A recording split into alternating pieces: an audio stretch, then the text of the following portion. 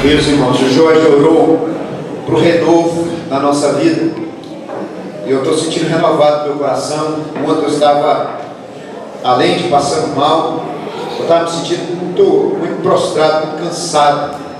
Eu esperei Mariana dormir, Sofia dormir, fui para o meu quartinho e ali derramei meu coração na presença de Deus.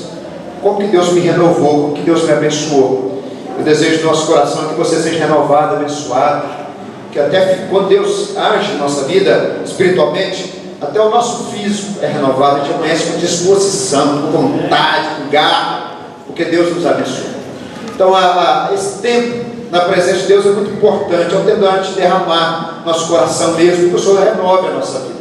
E a gente não é super-homem não, nem eu, nem você. Nós não somos super-homem, não tem que me dar maravilha. Nós temos gente que carece da graça de Deus, tem que estar aos pés de Jesus para o Senhor renovar. Eu queria falar essa noite com vocês, meus irmãos, de algo que às vezes passa despercebido, mas que não pode passar despercebido. Tem que encantar nossos olhos e encher nosso coração. Quando Deus enviou o Senhor Jesus a essa terra, e o Senhor Jesus foi enviado com o propósito de estabelecer o reino de Deus nesse mundo rebelde, esse mundo caído no pecado, de pessoas que resistem à vontade de Deus e à graça de Deus. Jesus, que é chamado no livro de Apocalipse o Rei dos Reis e Senhor dos Senhores, Ele escolheu pessoas para auxiliar Ele nessa obra. Algo maravilhoso.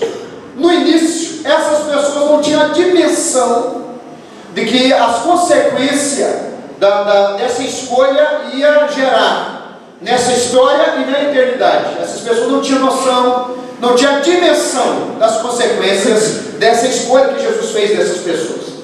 Depois, essas coisas foram ficando mais claras, foi clareando, principalmente para os 12, chamados 12 apóstolos de Jesus, ou como diz no livro de Apocalipse, os 12 apóstolos do Cordeiro. Eu queria falar sobre esse tema hoje, os 12 apóstolos de Jesus Cristo. Abre comigo ao texto de Marcos, capítulo 3, verso 13 ao verso 19.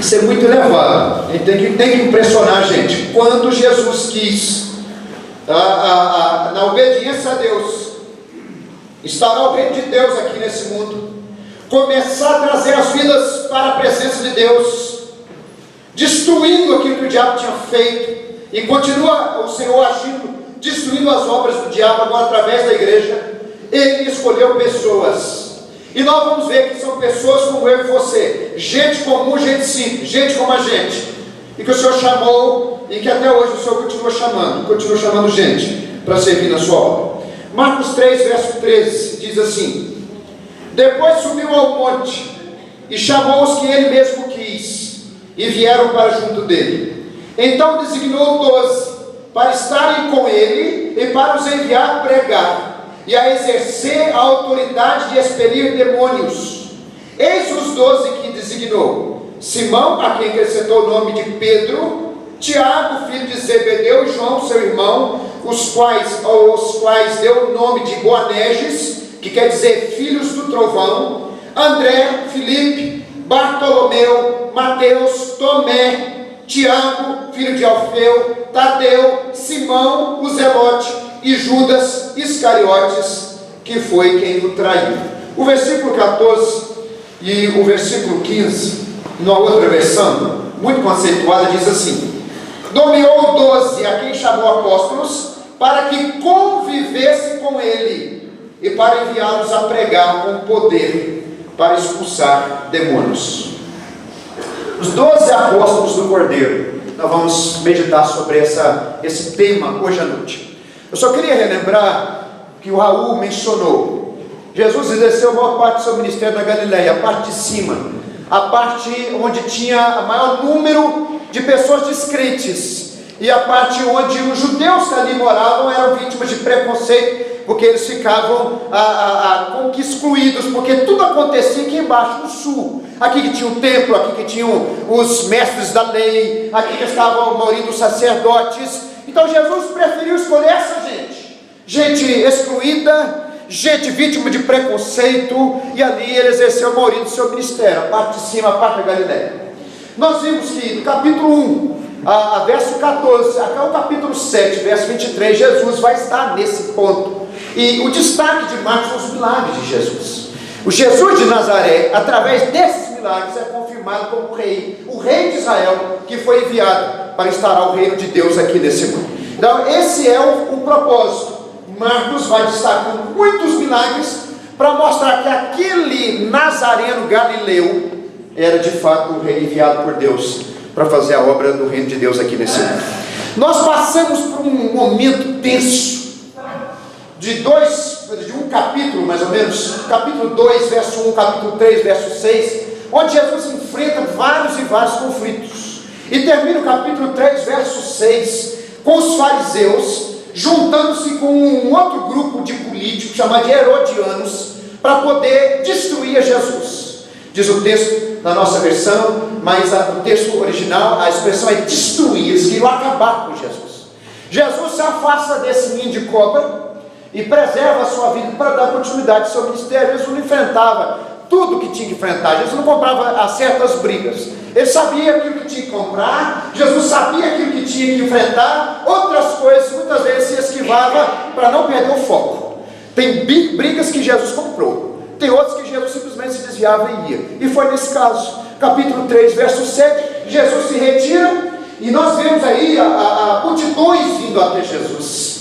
Vimos multidões, pessoas, até pessoas que se jogavam sobre Jesus, que foi a última mensagem que nós pregamos aqui, nos braços de Jesus. Gente enferma, flagelada pelas as enfermidades da vida, os sofrimentos da vida, e pessoas possessas de demônios, debaixo da escravidão das trevas. Termina aí.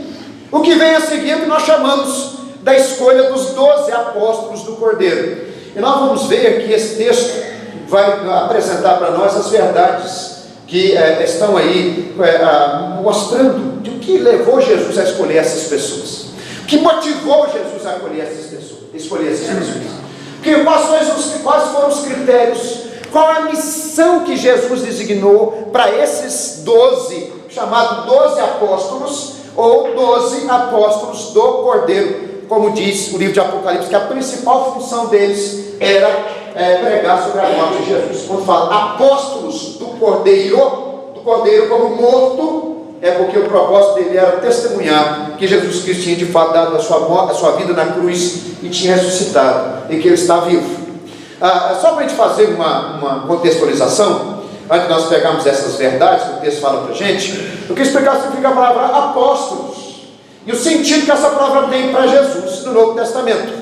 A palavra apóstolo quer dizer enviados, mesmo que na nossa versão aí não aparece a palavra apóstolos, lá no texto nós vamos ver daqui a pouco, o texto de Mateus antes, e no texto de Lucas vai falando que esses 12 foram chamados por Jesus de apóstolos. A palavra apóstolo quer dizer enviados, e o sentido desse enviados é que no Antigo Testamento nós tínhamos algumas pessoas que eram enviadas pelo rei, representando o próprio rei. Essa é a ideia que envolve o nome apóstolos, de tal forma que essa pessoa que era enviada pelo rei era tida como o próprio rei em pessoa. Obedecer essa pessoa era obedecer o rei, desonrar essa pessoa era desonrar o rei, porque essa pessoa foi enviada pelo próprio rei como seu representante. A palavra apóstolo tem esse sentido então, de alguém enviado como representante de um superior, no nosso caso, representante de Jesus. É por isso que nós vamos ler várias vezes no Novo Testamento, que a igreja tinha que permanecer na doutrina dos apóstolos. Essa foi a principal marca. Quando foi fazer o primeiro relatório da igreja, eles destacaram exatamente isso, e perseveravam na doutrina dos apóstolos. A igreja tem muitas características, a igreja tem muitas bênçãos que formam ela, que compõem a igreja, mas dentre elas, a principal marca da igreja é fidelidade à doutrina dos apóstolos. Nós estamos vendo aqui, foi citado o fato da igreja estar cheia, mas vamos imaginar que nós tivéssemos aqui pelo menos só 3 bancos de pessoas o fato de ter pelo menos 3 bancos de pessoas aqui não quer dizer que essa igreja deve ser igreja de Deus. Igreja de Deus é definida porque essas pessoas que estão aqui estão fiéis à palavra, estão fiéis ao Evangelho, estão fiéis àquilo que os apóstolos ensinaram como representantes de Jesus. Se você puder abrir comigo, marca o texto, esse texto que nós acabamos de ler, abre comigo o texto de Mateus capítulo 10, por favor. Mateus capítulo 10, você vai ler exatamente essa verdade, o verso 40. Mateus 10, verso 40. A palavra apóstolo quer dizer enviado como representante. Esses homens não eram apenas missionários ou evangelistas, eram líderes escolhidos por Deus para serem representantes de Jesus em tudo aquilo que eles falassem, em tudo aquilo que eles escrevessem e ensinassem. Eles estavam fazendo em nome de Jesus, representando o próprio Jesus. Jesus fez parte do seu ministério e outra parte do seu ministério foi continuada pelos apóstolos. Hoje, a igreja apenas permanece naquilo que os apóstolos fizeram e já ensinaram. Essa é a nossa função. Verso 40, Mateus 10, verso 40. Quem vos recebe, a mim me recebe, e quem me recebe, recebe aquele que me enviou. Primeiro, só essa primeira parte também é o mais importante para nós. Quem vos recebe, a mim me recebe. Se você olhar lá no capítulo 10, verso 1, Jesus está dirigindo essas palavras para os apóstolos, porque os apóstolos eram pessoas representantes do próprio Senhor Jesus, aqueles que dariam continuidade às coisas que o Senhor Jesus não fez, mas que deixou a cargo deles, para eles darem continuidade. Quais são as outras verdades que o texto lá de Marcos, já está aqui, volta para aquele texto, Marcos 3, versos 16 e 19, não, desculpa, 13 e 19, quais são as outras verdades que nos falam acerca dos apóstolos? Eu queria explicar esses textos e aplicar para nós. Eu tenho certeza que vai ser muita coisa boa para a gente. A outra verdade acerca dos apóstolos, a primeira, na verdade, a necessidade desses homens. Porque que o Rei dos Reis, que é Jesus, sentiu necessidade de chamar pessoas para auxiliar na obra. Se ele tinha, e como tem, todo o poder, tudo Jesus podia fazer, por que ele escolheu 12 homens, designou esses 12 homens como apóstolos, representantes autorizados deles, para poder auxiliar nessa obra? Se você olhar no capítulo 3, verso 7 ao versículo 12, vai ter a resposta. Você vai ver que multidões foram amontoando, à medida que eles iam ouvindo. Capítulo 3, verso 8, fala assim, que eles, sabendo de tantas coisas que Jesus fazia, multidões iam até Jesus onde ele estava. Jesus era como um imã que ia atraindo as pessoas, à medida que as pessoas iam tomando conhecimento do Evangelho oral, do Evangelho pregado. Com isso, gente vinha, gente saía, gente voltava, gente chegava, gente ficava. Gente não ia embora jamais, estava ali o tempo todo atrás de Jesus. Gente de todo tipo de necessidade, gente de várias regiões, gente com todo tipo de entendimento, gente que entendia, gente que não entendia, gente que achava que entendia, que conhecia Jesus, gente que queria dar pitaco na vida de Jesus, gente que confrontava a gente do que jeito. Se você continuar um pouquinho mais para frente, daqui uns 2 domingos nós vamos chegar nesse texto, Jesus atendendo essas pessoas, ele não tinha tempo nem para comer. Assim os apóstolos não tinham tempo nem para comer. Eles chegaram a pensar, né, os familiares de Jesus, pensaram que ele estava surtado, ele só surtou. Porque ele anda para lá e para cá, atende gente e cura a pessoa, expulsa demônio, ele surtou. Ele não tinha tempo nem para comer. Aí o pessoal fala assim, não está surtado, na verdade ele está cheio de demônio. Por isso que esse homem não dorme, por isso que esse homem é tão agitado assim. Jesus ele chama os apóstolos exatamente com esse propósito. O propósito de que tem tanta gente necessitada, tanta gente vindo a Jesus, e esses apóstolos, esses homens, são pessoas que Jesus chamou para trabalhar nessa seara, que conforme o próprio Senhor Jesus já estava branca, preparada para a colheita. O propósito então, a necessidade que Jesus sentiu a chamar esses 12 homens para ser aquele primeiro escalão depois de Jesus, aqueles primeiros líderes depois do Senhor Jesus, homens assim especiais, separados era: a obra é grande, as pessoas estão sedentas, tem gente querendo, e eu preciso de pessoas para me ajudar, eu preciso de pessoas para me auxiliar, eu preciso de gente para cuidar de gente, eu preciso de gente para atender pessoas necessitadas, eu preciso de gente para atender pessoas que querem um pouco de Jesus. Os apóstolos foram chamados exatamente para isso. Se você voltar comigo no capítulo 9 de Mateus, abre comigo no capítulo 9 de Mateus, isso vai ficar muito claro. Capítulo 9 de Mateus, volta comigo no versículo 35. Capítulo 9, verso 35. Olha que interessante. Queridos irmãos, eu queria dizer para vocês o seguinte: não tem sido fácil para mim me disciplinar e ensinar a palavra de Deus nos domingos. A maioria das vezes, minha esposa me conhece, eu sou muito assim, apressado com certas coisas, muitas vezes eu acabo atropelando certas coisas. Mas não sei se você tem percebido, eu tenho freado o meu jeito de pregar para valorizar a verdade que você precisa. Você não precisa de mim, você não precisa do meu sermão, você precisa da palavra. Então eu tenho freado e eu tenho feito o máximo para te levar para a Bíblia, te encher da palavra. Queria que você saísse daqui cheio de Deus, cheio da palavra. Então, assim, pensa, o pastor Juliano mudou o jeito de pregar, talvez está mais assim, mais quadradão, o jeito de pregar. Não, eu estou querendo mesmo valorizar você. E valorizar você te ensinando a palavra. É a melhor forma que eu posso te valorizar. Mateus 9, verso 35 diz assim: olha, e percorria Jesus todas as cidades e povoados, ensinando nas sinagogas, pregando o evangelho do reino e curando toda sorte de doenças e enfermidades. Porque via gente de todo jeito para Jesus, via gente com todo tipo de necessidade, como até hoje. Você está aqui é porque você precisa de Deus, você precisa de Jesus. Vendo ele as multidões, olha que interessante, essas multidões, não era apenas uma multidão, eram multidões, compadeceu-se delas, porque estavam aflitas e exaustas, como ovelhas que não têm pastor. Então se dirigiu a seus discípulos: a seara na verdade é grande, mas os trabalhadores são poucos. Trabalhadores aqui é fazedores de alguma coisa, gente que está para poder servir na obra de Deus, servir na seara. Rogai, pois, ao Senhor da seara que mande trabalhadores para a sua seara. Agora você olha no capítulo 10, verso 1, fala assim: tendo chamado seus 12 discípulos, deu Jesus autoridade sobre espíritos imundos para os expelir, para curar toda sorte de doença e enfermidades. Você percebeu a ligação de uma coisa com a outra?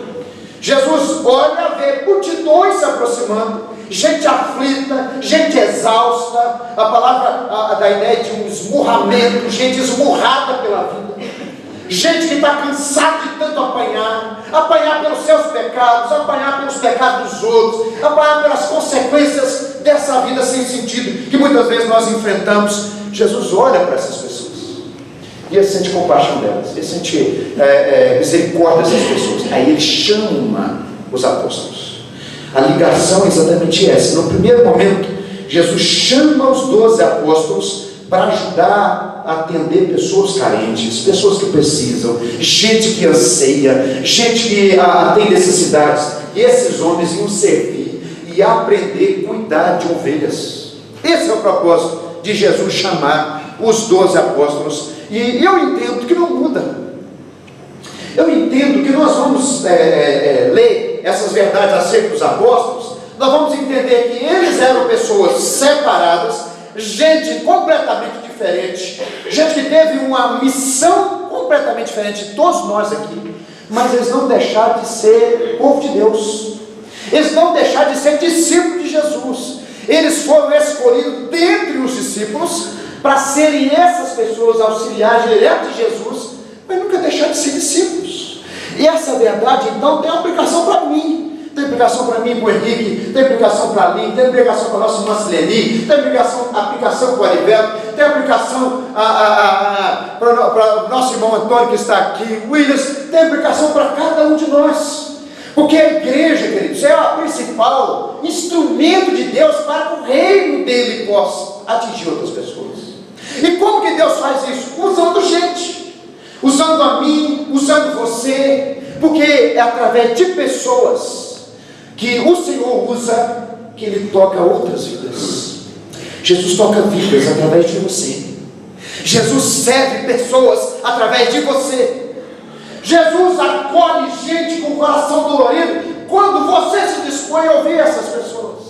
Jesus conforta gente que está angustiada, aflita, quando você, em nome de Jesus, vai até essa pessoa e fala assim: eu quero ministrar uma palavra para o seu coração. Em outras palavras, eu tenho que insistir com você, eu preciso insistir com você, eu tenho que encher sua paciência. Deus quer usar a sua vida para abençoar outras pessoas. Gente aflita, gente indisposta, gente que acha que alguma coisa não é nada, que ainda não acordou, e quando acordar vai ver que não é nada, que perdeu tempo, que está sustentando uma vida ruim, uma vida acabada, uma vida sem sentido, mas até hoje fica aí, fazendo tendo dureza para com Jesus. É através de você que a graça de Deus alcança essas pessoas. É através de você que Jesus passa a reinar nesse coração. É através da sua vida que Jesus passa a conduzir a vida dessas pessoas, para que elas voltem para o aprisco, porque são ovelhas desgarradas, ovelhas perdidas, ovelhas cansadas, ovelhas rebeldes, ovelhas que não querem o pastor, ovelhas que não querem o aprisco. Mas Deus usa você para tocar essas pessoas e vidas voltarem para a presença de Deus. Eu tenho que insistir com você. Nós vamos caminhar um pouco mais para frente, nós vamos ver que Jesus escolheu gente como nós. Isso tem que nos encantar, isso tem que encher nosso coração de fé, porque se Deus usou aquelas pessoas, Deus também pode usar mim e você. Gente simples, gente que às vezes não tem a capacitação, às vezes pessoas que não têm essa fama, esse status perante a sociedade. Na verdade, queridos, toda a obra de Deus foi feita por gente simples, mas que foram usados por um grande Deus. Gente pequena, mas que se colocou na vida, colocou a vida na presença de um grande Deus. Eu fico vendo gente orando, por exemplo, quem aqui já orou pela conversão da Xuxa? Eu conheço pessoas, eu conheço um missionário, está na China hoje, que ora anos e anos pela conversão da Xuxa. O nome dele é Roniel, posso falar isso porque isso é público. Roniel era homossexual e ele teve na Xuxa. E através dele, no dia que ele esteve na Xuxa, que começou aquela frase assim de bullying, né? de chacota: tu é gay que eu sei. Não sei se você já ouviu essas pessoas. Começou com o Roniel, que era nosso amigo de missão. E o Roniel foi lá todo efeminado e homossexual assumido. E a Xuxa então fez um monte de brincadeira com o Roniel e tal. No percurso da vida dele, o Senhor o encontrou, e o Roniel entregou a vida dele para Jesus. Hoje ele está na China, e ele compartilhou conosco que ora desde então pela conversão da Xuxa. Não são poucas pessoas que oram por ela, assim como outros, gente famosa, cantor. Ao dia que um cantor desse se converter e dar o testemunho, muita gente vai ser impactada, sim, com certeza, mas não é essa a regra. A maioria das vezes o Senhor usa gente obscura, o Senhor usa gente desconhecida, o Senhor usa gente que aos olhos do mundo não é nada, exatamente para mostrar que o poder pertence a Deus e não pertence à pessoa. Eu lembro de um pastor que foi pleitear diante de Deus e disse o seguinte: Senhor, o Senhor me usa no meu ministério para curar pessoas, o Senhor usa no meu ministério para salvar vidas, mas a minha mãe todo sábado vai para o baile da terceira idade e lá vai dançar forró. Por que o Senhor não me usa para salvar minha mãe para Jesus? Olha em casa hoje, estou aqui com vocês. Hoje pela manhã, na nossa classe de novos membros, nós tivemos um momento onde Deus visitou a nossa classe de novos membros. Nós começamos a chorar na presença de Deus por aquilo que o Senhor tem reservado para cada um de nós. Mas eu cheguei em casa, meu pai descrente, e está lá sem Jesus. E o que eu posso fazer? A não ser orar, e a não ser falar de Jesus para ele e esperar que ele se converta. Deus fala para esse pastor exatamente para isso, para que você saiba que o poder não é seu, o poder não é você, o poder sou eu salvo quando quiser, eu ajo quando for da minha vontade. Então ore, coloque sua vida diante de Deus, coloque a vida do seu familiar diante de Deus, porque no tempo do Senhor, o Senhor vai tocar o coração. Não sou eu, não é você, é o Senhor que faz através da nossa vida, é o Senhor que toca através da nossa vida. Deus pode usar gente famosa? Pode. E Deus usa quem Ele quiser. A grande maioria das vezes, Deus usa gente simples como nós. Gente, tem um potencial fora do comum. Porque quanto mais simples a pessoa é, mais a glória é dada a Deus, mais a glória é devolvida a Deus, mais Deus sabe e entende que ninguém vai roubar a glória dele, porque Deus não divide a sua glória com ninguém. É por isso que Ele destaca, por isso que Ele levanta, é por isso que faz pessoas simples assentar-se com os príncipes, como diz o texto de Salmos. Você tem que almejar isso aí para a sua vida. Os Provérbios 24, verso 17 diz o seguinte, abra comigo por favor, Provérbios 24, verso 11, desculpa, não verso 17, verso 11. A igreja, que somos nós, somos o principal instrumento que Deus usa para tocar vidas, para que vidas sejam transformadas. Você precisa se dispor. Você é simples, eu também sou. Mas Deus usa a gente, e Deus tem prazer em usar a gente simples. Louvado seja Deus. Louvado seja Deus. Irmãos amados, Deus usa a gente simples. Não tem como ser mais direto, não tem como ser mais objetivo. Deus usa a gente simples. Como profetas, um deles boiadeiro, o profeta Joel, boiadeiro, homem simples, homem de mão calejada, como nós vamos ver dos apóstolos também. Mas Deus era com essas pessoas, Deus estava com essas pessoas, o poder de Deus fluía nessas pessoas. Essas pessoas colocaram o diabo nos pés de Jesus, através da vida deles, destruíram as obras de Satanás. Eu creio nisso, você precisa crer também. Livros que estão sendo levados para a morte, e salva os que cambaleiam, indo para serem mortos. Essa ordem é para você, essa ordem é para mim. Deixa Deus te usar, porque a vontade de Deus é que através de você Ele toque pessoas que jamais Ele tocou, mas através de suas mãos, a mão de Jesus possa tocar, aliviar, salvar vidas, trazer cura, trazer restauração, trazer renovo, trazer perspectiva de vida, trazer rumo, trazer paz, com tanta gente sem paz nesse mundo. Deixa Deus te usar. Abra comigo agora novamente o texto de Marcos, por favor. Marcos capítulo 3. Segunda verdade que nós vemos aqui nesse texto, o critério que Jesus usou para escolher esses homens. Olha, capítulo 3, no versículo 14, versículo 13, perdão, Marcos 3, verso 13. Depois subiu ao monte e chamou os que ele mesmo quis, e vieram para junto dele. O critério é a vontade de Jesus. Só isso. Diz o texto: e chamou os que ele mesmo quis. Qual o critério Jesus usou para escolher essas pessoas? Primeiro, necessidade para cuidar de pessoas, de gente carente, gente desviada, gente adoecida, gente possessa, precisava de gente para ajudar. Mas o critério principal foi aquilo que passou no coração de Jesus.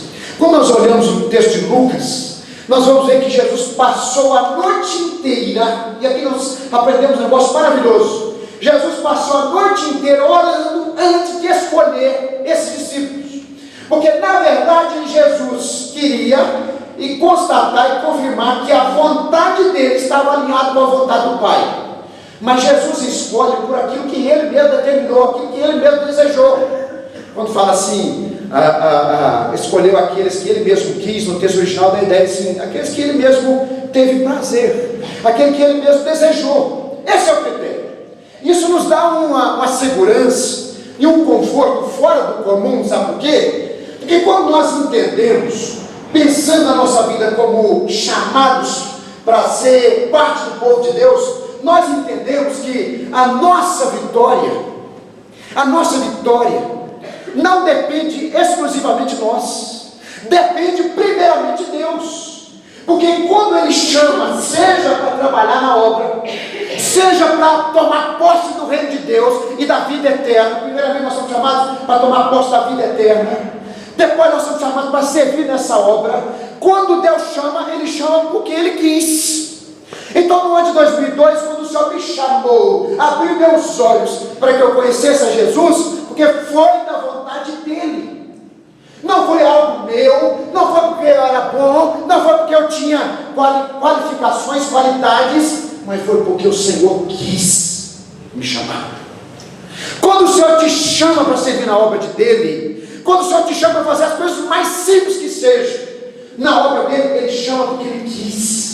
Em outras palavras, a nossa vitória depende mais da vontade de Deus do que da sua disposição, do que da sua capacitação, ou até mesmo da sua fidelidade.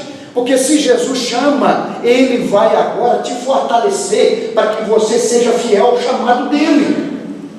Isso dá segurança, gente, sabe por quê? Eu compartilhei para vocês que até o ponto eu estava assim, extremamente cansado, exausto, prostrado. E o coração da gente vai enchendo de dúvidas, vai enchendo de questionamentos. Quando a gente entende que o critério que Jesus usa para escolher a gente é o critério que Ele mesmo quis, foi da vontade dEle, a vontade dEle é livre, não foi por causa de mim, mas foi por causa dEle, a gente entende que aquilo que Ele começou, Ele vai completar. Sabe por quê? Porque Ele não abandona aquilo que Ele começou a fazer. Você pensa demais, meus irmãos. Jesus não abandona aquilo que Ele começou a fazer. Aquilo que Ele começou a fazer na sua vida em termos de salvação será completa. Filipenses 1, verso 6, quando Paulo fala: estou bem certo que aquele que começou boa obra em vós há de completar até o último dia, até o dia da volta de Jesus. Essa é a certeza de que a nossa salvação e o nosso chamado para servir na obra de Deus depende dEle. Ele chamou. Eu me sinto completamente indigno. Eu me sinto completamente indigno. Mas por outro lado, me sinto completamente feliz, porque Deus me chamou para servi-lo. Além de ter me salvado, Ele me chamou para servir na obra. Então depende dEle, a obra é dEle. Ele vai fazer, Ele vai capacitar, Ele vai suprir, Ele vai te dar palavra, Ele vai te dar força, Ele vai te dar poder, Ele vai te dar sabedoria. Nós oramos hoje por sabedoria na casa dos novos membros. Se alguém necessita de sabedoria, quem que precisa de sabedoria? Deus vai te dar, porque a obra é dEle, Ele te chamou, a vontade é dEle, e a vontade dEle que Ele vai cumprir.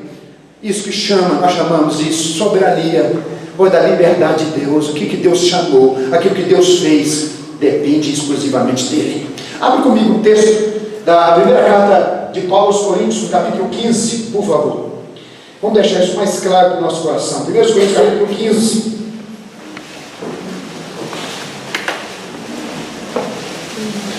1 Coríntios capítulo 15, verso 9. Jesus escolhe pessoas para trabalhar na sua obra conforme o próprio desejo dEle. Então você está aí questionando porque Jesus está te incomodando, ou questionando porque você já está no meio da caminhada e não entende o porquê Jesus te chamou. Entenda uma coisa: Ele chamou e pronto. Obedeça a vontade dEle. Ele sabe o que é melhor. Esses homens foram o que foram porque Jesus tinha uma vontade, um propósito e um plano para cumprir na vida deles. Louvado seja Deus. Era gente fraca, gente limitada, sujeita aos mesmos sentimentos que todos nós, mas Deus era com eles. E se Deus é conosco, quem será contra nós, povo de Deus? Quem será contra nós? Isso não é um mero chavão para poder animar você, não. Isso é verdade pura.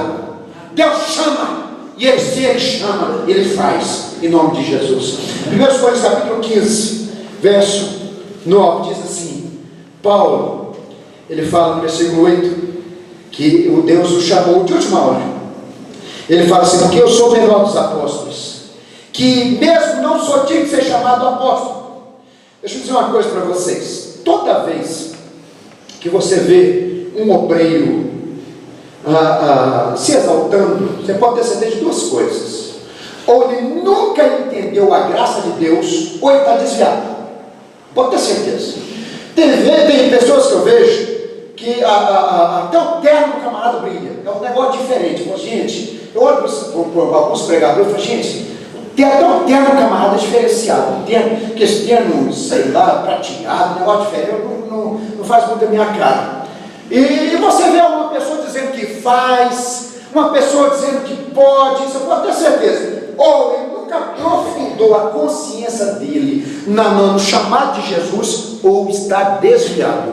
Porque o verdadeiro chamado por Deus, por várias e várias e várias vezes, até o último dia, até o último amém, até a última bênção apostólica, até a última ceia, até a última pregação, até o último folheto distribuído, ele vai se sentir indigno.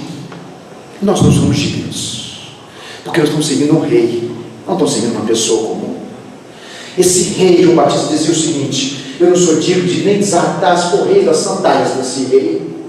Então, uma pessoa que diz que pode, uma pessoa que diz que faz, uma pessoa que diz que faz e acontece, eu penso, na melhor das hipóteses, ele nunca entendeu a graça de Deus e está vivendo enganado, achando que depende dele. Ou, na pior das hipóteses, nós estamos vendo alguém desviado, pregando o evangelho, e isso já me deixa assim de alerta, porque é próxima. Deus não tiver misericórdia, a queda dessa pessoa. Toda vez que alguém se exalta, ele será humilhado. Agora, toda vez que diz, como o apóstolo Paulo diz, eu sou indigno, essa pessoa vai cada vez mais sendo exaltada pelo Senhor. Diz o texto: olha, não sou digno de ser chamado apóstolo, pois persegui a igreja de Deus, mas pela graça de Deus sou o que sou. Gente, isso aqui é maravilhoso. Em outras palavras, Paulo está dizendo que ele era alguma coisa por ter algumas qualidades especiais, por ter formação, por ter uma mente brilhante. É pela graça de Deus, é pela vontade de Deus, é pelo chamado de Deus. Ele era quem ele era. Pensam demais. E a sua graça que me foi concedida não se tornou vã. Antes trabalhei muito mais do que todos eles. Todavia, não eu, mas a graça de Deus comigo. Aqueles que o Senhor chama pela vontade dele, ele concede graça. Ele faz através da vida. Ele concede sabedoria, ele concede capacitação, ele concede entendimento, ele concede poder. Quem dera, e quem sabe, e eu espero que sim, tem gente aqui que o Senhor vai usar com sinais. Deus que gente vai usar com milagres, Deus que gente vai usar com curas, por que não? Mas eu quero também crer que Deus vai usar pessoas aqui com palavras de sabedoria, outras com palavras de conhecimento, ou vão ser usados aqui com dons de misericórdia, de só de chegar perto de alguém aflito, a graça de Deus que flui na vida dessa pessoa já ministra paz no coração daquela pessoa que está do lado. Você conhece gente assim? Eu conheço pessoas que só você chegar perto, você já parece que vai desarmando por dentro, porque a graça de Deus está fluindo na vida dessa pessoa. Se Deus te chamou, conte com a graça do Senhor, porque a graça de Deus não falha. Deus não falha, Deus te capacita. E Deus se usa conforme o querer dele. Nós somos indignos, sim, pequenos, sim. Quem pensa diferente, como eu disse, ou não entendeu ainda, ou está desviado. Mas é pela vontade dele que nos usa. Louvado seja Deus, amém, meus irmãos? Amém. Louvado seja Deus. É pela vontade dele que nos usa. É pela vontade dele que nos usa. Volta para o texto de Marcos. Vamos terminar essa mensagem para nós passarmos da ceia. Marcos capítulo 3. Agora nós temos a outra verdade. A missão desses homens, missão dos apóstolos. Primeira verdade, a necessidade dos apóstolos. Segundo, o critério da escolha desses homens. E a terceira verdade, a missão desses homens. Eu quero que você se atente com uma dica, né? Diz o verso 14, Marcos 3, verso 14. Então designou 12 para. Esse para é o propósito, missão, a função desses homens, o chamado desses homens específico. Diz o texto: primeiro, para estarem com ele; segundo, para os enviar a pregar; e terceiro, a exercer a autoridade de expelir demônios. Em outras palavras, a missão desses homens era representar na prática, não na teoria.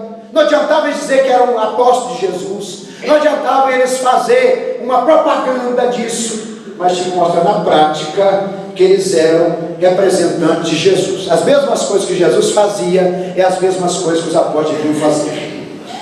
A primeira missão, que é a missão que outras versões falam assim, para que convivessem com ele, parece ser a missão mais difícil, a missão mais fácil.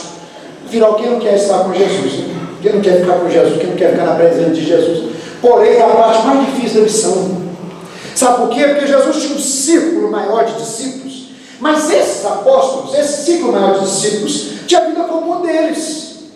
Esses homens, eles voltavam para casa, eles vinham, participavam com Jesus de mensagens, de caminhadas evangelísticas, mas voltavam para os seus afazeres, voltavam para a sua família. Mas os apóstolos tinham que abandonar tudo para andar com Jesus, para caminhar com Jesus, para comer com Jesus, para virar as noites, as madrugadas, no relento, para dormir 2 horas por noite, porque não tinha tempo às vezes nem para dormir. Esses homens tinham que pagar um preço fora do comum para poder servir a Jesus. Esse é o critério que Jesus disse para eles: vocês serão gente especialmente reservada, e para que vocês possam viver à altura desse chamado, a primeira coisa é estar comigo.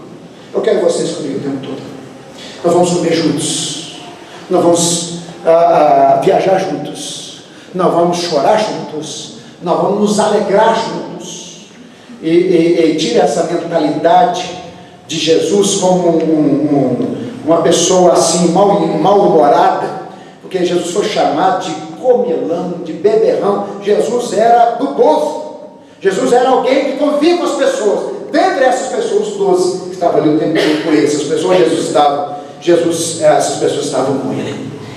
Eu entendo isso, irmãos. Olha aqui para mim, o que vai mudar a nossa vida, o que vai nos fazer ser, de certa forma, aqui nessa terra, gente que representa Jesus, gente que faz a pessoa do Senhor Jesus conhecida para outros. É a mesma missão, é o mesmo chamado, é a mesma obrigação, no bom sentido falando, né? No bom sentido da palavra, é estar com Ele, é caminhar com Jesus, é estar na presença de Jesus. É isso aqui que vai qualificar a gente. Esses homens só poderiam pregar lá na frente, pregar o Evangelho, se eles conhecessem o Senhor aqui atrás. Ou seja, foi fruto de uma caminhada de pelo menos 3 anos e meio, todos os dias, toda hora. É com Jesus, é do lado de Jesus, é sofrendo com Jesus, é sendo perseguido com Jesus, é se alegrando com os milagres de Jesus, é vendo os demônios se prostrando diante de Jesus, é vendo demônios resistindo. Era o tempo todo estavam ali com o Senhor. O que vai nos qualificar como verdadeiros discípulos de Jesus é a mesma verdade, é se você anda com Jesus ou não, é se você está na presença dele ou não, e o quanto dele tem na sua vida. Eu amo essa sequência. Eu disse aqui isso para vocês. Eu amo essa sequência. Diz o texto: a segunda missão deles era enviá-los a pregar. Agora, quem prega, só prega porque conhece, porque convive, porque está cheio. Você sabia que a consumação, né, o ato maior do amor é o louvor. Você louva tudo aquilo que você ama. Por exemplo, quantas pessoas hoje, né, disseram o seguinte: meu bem, como é que você está bonita, né? Mulher deu um trato, mulher vestiu uma roupa assim mais romântica, fez o cabelo, passou um perfume. Porque aquilo que você ama, você expressa com palavras, correto? E Jesus pediu desses discípulos exatamente o que é mais valioso daquilo que o homem pode dar para ele. O que é mais valioso do que você estar com alguém, investindo naquilo que mais importante tem na sua vida, que é o tempo? Você sabia, às vezes a gente acostuma, mas um dia eu estava deitado na minha cama, um dia de folga, depois de passar aí uns minutos aí no celular, vendo no Facebook, aquelas enjoanças do Facebook, parei e falei assim: meu Deus, perdi 25 minutos aqui. Eu estava com a cabeça no travesseiro e me veio aquele entendimento. Foram 25 minutos que não voltam mais. Sabe por que Jesus pediu para eles, para a companhia deles, para estarem com Jesus? Porque ao estar com Jesus, eles estão doando aquilo que é mais valioso em termos humanos. Não é nada mais valioso do que tempo, porque tempo é irrecuperável. Esses minutos que nós passamos aqui, essa 1h30 que nós estamos aqui, não vai voltar mais. É por isso que o tempo e a companhia tem valor temporal aqui nessa história, mas tem valor eterno. Tudo aquilo que você entrega para Deus, em termos de tempo dedicado a Ele, isso acumula para a eternidade, porque esse tempo fica registrado. Esse tempo fica consagrado como aquilo que você ofertou para Deus do seu melhor. E o seu melhor é o seu tempo. O seu melhor é a comunhão que você vai ter com Jesus.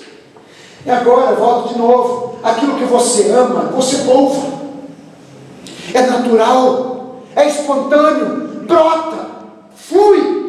Se você ama Jesus, se você tem estado com Ele, se você tem ofertado o seu melhor a Ele, que é o seu tempo, naturalmente você vai abrir seus lábios e Jesus vai ser o motivo da sua conversa. Jesus vai ser o motivo da sua fala. Jesus vai ser o motivo dos seus relacionamentos. Jesus vai aparecer o tempo todo.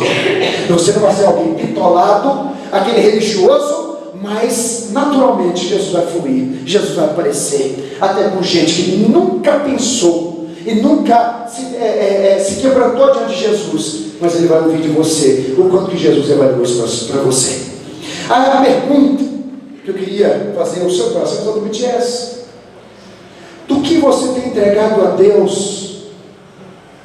Você tem entregado o mais valioso, que é seu tempo?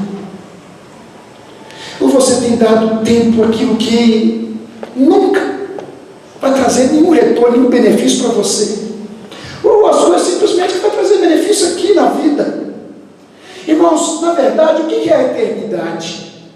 Tem muita gente que acha que vai para o céu, porque no céu é bonito. Eternidade, na verdade, é nós desfrutarmos de uma presença sem fim. Isso que é a eternidade. Eu não quero ir para o céu porque o céu é bonito. Eu quero ir para o céu porque Jesus está lá. Só isso. Se Jesus não estivesse lá, seria um lugar bonito. Mas eu vou para o céu porque essa caminhada que já começou aqui, de forma tão fraca na minha vida, queridos, de forma tão limitada, quantas e quantas vezes eu não dou o meu melhor para Jesus, que é meu tempo. Mas eu sei que lá no céu, essa presença, essa companhia, esse estar com Jesus, ele não terá fim. Eu vou me encantar com ele o resto da minha eternidade. Nunca terá fim o prazer, nunca terá fim o deleite, nunca terá fim a comunhão, nunca terá fim o prazer de estar na presença dele.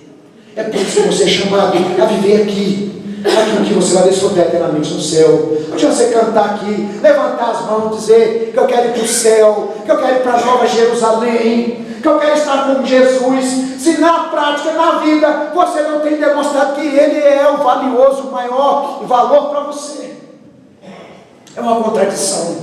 É uma contradição. Céu é lugar daqueles que têm tanta sede aqui na terra, que sabe que essa sede que nunca vai ser dessedentada. É por isso que ele quer ir para o céu, porque lá ele vai beber, como diz o texto de Salmos, vai beber em fontes que jorram pela eternidade. Ele vai beber a largos solos, vai beber a coladas da comunhão e da presença do Senhor. Deixe seu coração se quebrantar na presença de Jesus, meu irmão. Abre o seu coração. É hora de você parar de entregar para Jesus o seu pior, ou de entregar para Jesus as suas sobras. É hora de você parar de entregar para Jesus o que resta. Resta é lavagem. Lavagem você não dá para visitantes. Lavagem você não dá para pessoas importantes. Lavagem você oferece para pouco. Jesus não é digno de restos. Jesus é digno das nossas primícias, a começar daquilo que tem valor eterno e que nunca volta, que é cada segundo da sua vida que você vive nessa terra. Entregue a Deus o seu coração e dedique a Deus o seu tempo, porque de tudo que é mais valioso, Jesus quer a sua companhia, a sua presença. Esses homens só foram quem foram porque estiveram com Jesus ali. Lá na frente, quando eles foram arguidos, colocados diante dos tribunais, as pessoas disseram: são homens incultos, são gente ignorante, mas o fato nós não podemos negar: eles estiveram com Jesus. Amém. O Jesus exala nele. O bom perfume de Cristo exala dessas pessoas, das palavras dessas pessoas, da atitude dessas pessoas, do agir dessas pessoas. Jesus está sendo exalado o bom perfume de Cristo. E a consequência vai ser, meu irmão, que quem anda com Jesus não tem diabo para ele. Deixa eu dizer uma coisa aqui para vocês. Os discípulos e os apóstolos e os crentes também têm autoridade de expelir demônios. Tem autoridade.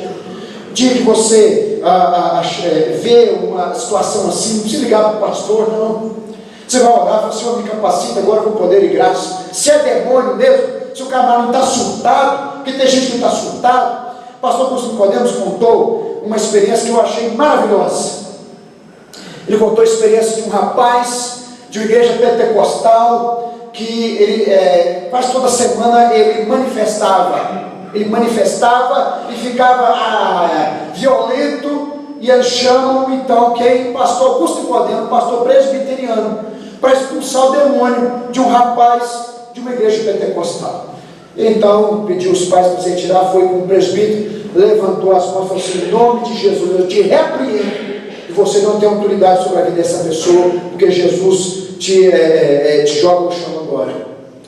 Jesus destrói suas obras. E a pessoa continuou manifestando, e o homem violento, e agarrando cortina, agarrando cama. Aí o pessoal da Assembleia de Deus: você vai chamar lá o pastor presbiteriano, né? Quando é chamado um homem de fogo, podia ter chamado um pentecostal. Aí ele falou assim: faz o seguinte, chama esse rapaz no meu gabinete amanhã, não quero ter uma conversa com ele. No outro dia ele foi lá. O pastor Augusto Nicodemos começou a cavucar. E sabe o que ele descobriu? Que na verdade esse rapaz, ele não tinha demônio nenhum. Na verdade esse rapaz estava sendo abusado desde a infância pelo seu padrasto. E como ele ia muito nessas igrejas pentecostais e via aquele alvoroço de gente demoniada e de gente possessa, a forma que ele achava para expressar sua revolta, porque o seu padrasto estava abusando dele, era se manifestando dessa forma, porque na verdade o que estava vindo ali era uma manifestação de trauma, não era demônio. Outra vez ele foi chamado, e os jovens levaram uma menina com um apelido de mosquito para o pastor Augusto Nicodemos, contando a história dele, não contar a história nossa. Levaram uma menina chamada Mosquito, uma menina magra, uma menina que assim, bem franzina, e ele falou assim: 4 homens não conseguiam segurar aquela menina, 4 homens não conseguiam segurar o mosquito, e ele viu que de fato era demônio, e ele chamou de novo o presbítero, jogaram a menina lá no gabinete, fizeram oração, essa menina recobrou a sanidade, o demônio saiu da sua personalidade, ele levou o evangelho, essa menina se converteu e está na igreja dele. O Senhor Jesus te dá autoridade, Ele usa você para que pessoas sejam libertas.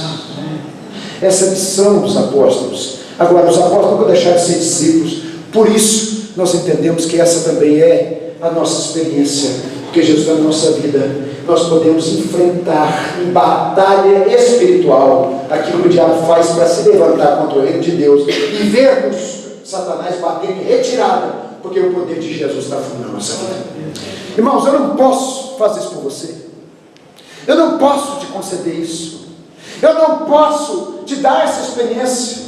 Diz o texto que Jesus daria poder e autoridade aos apóstolos. Eu não posso, ninguém pode orar por você, são coisas que você vai diante de Deus receber como capacitação, se o Senhor quiser te usar nessa área. Eu só sei que em Jesus nós podemos sim ver Satanás ser derrotado na vida das pessoas, e eu quero ver isso, porque eu sei que também assim meu Senhor é glorificado. Última coisa que eu queria ver com vocês, olha o versículo 15 e olha o versículo 16, para nós participarmos da ceia.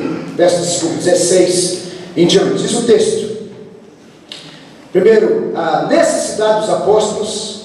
Segundo, o critério da escolha desses homens. Terceiro, a missão desses homens. E quarto, a identidade desses homens. Eu vou só mencionar por alto. Vocês vão ver que Jesus escolhe gente como a gente simples, para transformar em guerreiros e guerreiras do Senhor. Diz o texto: eis os 12 que designou. Ele está especificando, está dando a identidade deles. Simão, a quem acrescentou o nome de Pedro, rocha, pedra. Uma coisa que Simão não era rocha. Simão parecia mais uma gelatina, mas Deus fez desse homem uma rocha. Pedro se tornou grande homem do Senhor, um missionário, um líder natural da igreja, e Deus usou esse homem com poder e graça. Deus fez dele pedra, Deus fez dele rocha. Assim Deus escolhe gente também, gente instável, gente mole, gente disposta, e trabalhando nessas vidas o Senhor faz dele rocha. Depois diz o texto: Tiago, filho de Zebedeu, e João, seu irmão, aos quais deu o nome de Boanerges, que quer dizer filhos do trovão, ou aqueles que trovejam. Sabe quem Tiago e João eram? Principalmente Tiago morreu no capítulo 12 de Atos. Mas João, a gente gosta de dizer muito de João como apóstolo do amor, né? Meu irmão, João não tinha nada do apóstolo do amor. Ele se tornou depois que Jesus mudou a vida dele. João era um trovão. João era uma pomba. Quando Jesus passou por Samaria não quis receber Jesus, esses mesmos dois, chamados filhos do trovão, ou seja, aqueles barraqueiros, aqueles homens explosivos, chegaram para Jesus e falaram: você quer que nós mandamos descer fogo do céu e tostar esses samaritanos, porque eles não valem nada, e além de não valer nada, eles estão rejeitando o Senhor? Era o João, o discípulo do amor, aquele que fala lá no apóstolo, nas suas cartas, né? Filhinhos, amai-vos uns aos outros. Sabe por quê? Porque Jesus transforma a gente simples. Jesus usa pessoas como eu e você. Não tinha Mulher Maravilha aqui, minha irmã. Não tinha Superman aqui, meu irmão. Nós estamos na época dos filmes de super-herói. Só nas agências de cinema que tem super-herói. Na vida real não tem. Na vida real existe gente que é transformado por Deus. Uns gelatinas, outros fogo puro, raivoso, gente da briga, mas que Jesus transforma nos homens do amor. Amém. Eu queria encerrar dizendo isso. Há esperança para cada um de nós, a esperança do pastor Juliano, a esperança para você, porque aquele que nos chamou está fazendo a obra dele na nossa vida. É Ele que chamou, foi Ele. A gente tem muitas funções, tem muita responsabilidade, mas acima de tudo que nós fazemos nessa vida, há a vontade desse Deus maravilhoso que nos chamou e está completando a obra dele no nosso coração, na nossa vida.